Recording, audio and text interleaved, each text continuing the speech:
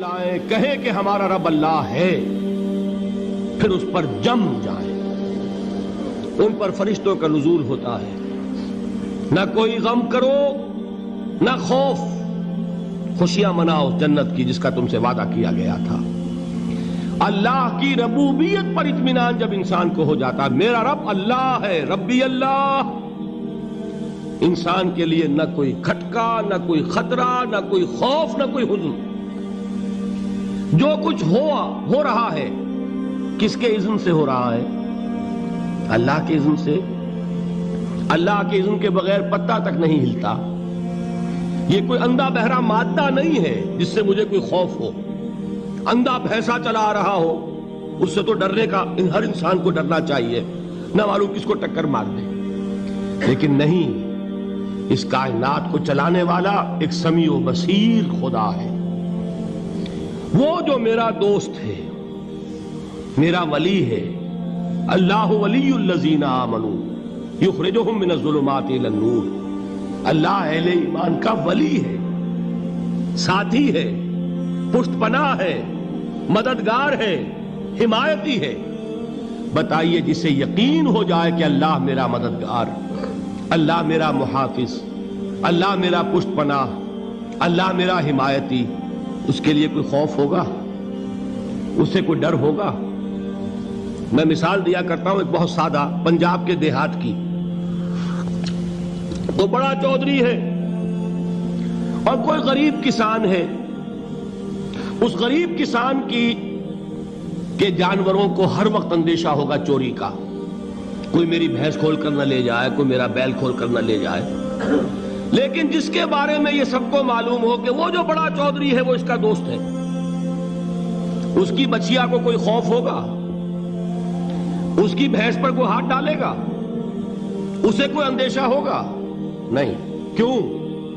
کہ وہ بڑا چودھری، بڑا اس کا یہاں کا سردار، جاگیردار، سب کو معلوم ہے وہ میرا دوست ہے، کوئی میرے خلاف اقدام نہیں کر سکتا۔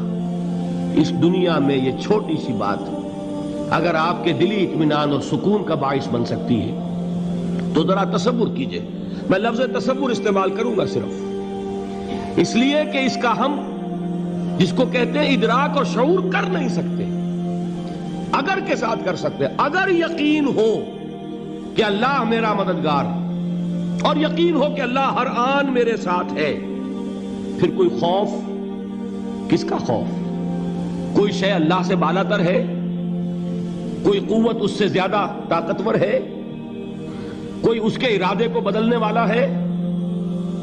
کوئی اس کی مشیت کے آڑے آنے والا ہے؟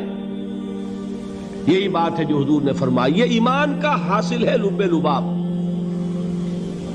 کہ دیکھو اچھی طرح اس بات کو ذہن نشین کر لو، اگر تمام انسان مل کر تمہیں کوئی نقصان پہنچانا چاہے نہیں پہنچا سکتے، مگر جو کچھ اللہ نے لکھ دیا ہو، اور تمام انسان مل کر تمہیں کوئی نفع پہنچانا چاہے نہیں پہنچا سکتے، مگر وہ شے جو اللہ نے طے کر دی۔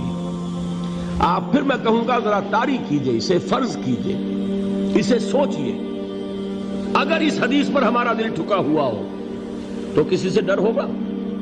یہ مجھے نقصان نہ پہنچا دے، یہ میری رپورٹ خراب نہ کر دے، یہ میری انکریمنٹ نہ رکوا دے، یہ میرا یہ نہ بگاڑ دے، یہ میرے یہ نقصان نہ پہنچا دے۔ اس کا ڈر، اس کا ڈر، اس کا خوف، اس کی خوشامد، اس کے لیے جا کر طرح طرح سے اپنی عزت نفس کو ذلیل کروانا اس کے سامنے، یہ سب کچھ کیوں کرتا ہے انسان؟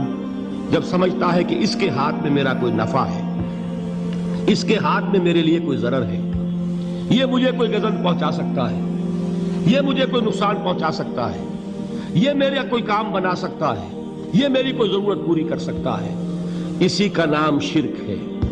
جہاں آپ نے یہ سمجھا کہ غیر اللہ کے اندر کوئی طاقت موجود ہے، وہی شرک ہے۔ بتوں سے تجھ کو امیدیں، خدا سے نومیدی، مجھے بتا تو صحیح اور کافری کیا ہے؟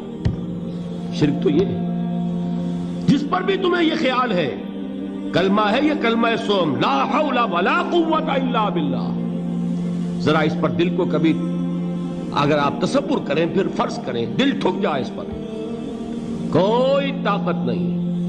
یہی بات تھی جو شیخ عبد القادر جیلانی رحمۃ اللہ علیہ نے اپنی وصیت میں اپنے بچے سے کہی. 11ویں دینے والے ہیں، لیکن حضرت شیخ عبد القادر جیلانی کی وصیت اور تعلیمات کو کتنے لوگ ہیں کہ جانتے ہو؟